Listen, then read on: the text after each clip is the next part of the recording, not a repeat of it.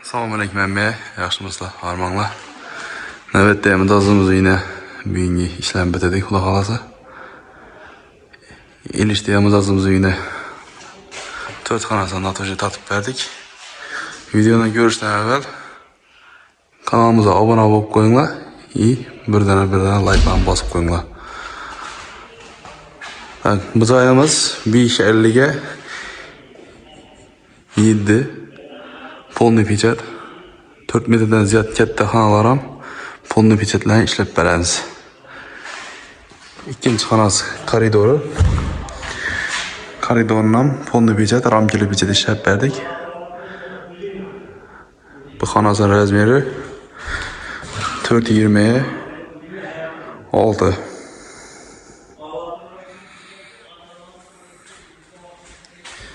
Navbatdagi xonasi ayvon.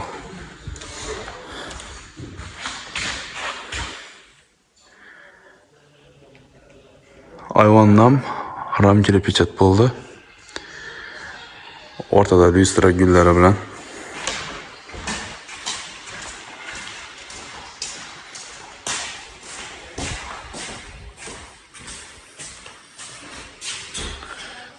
Toza dizayndagi patologlar.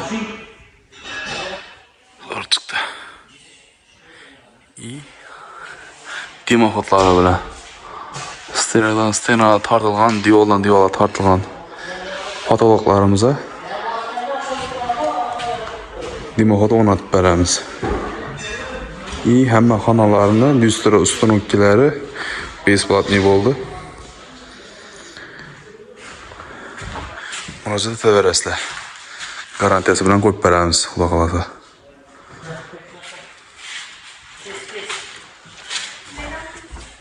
Navbatdagi xonasi armatonni dona pechat bo'ldi.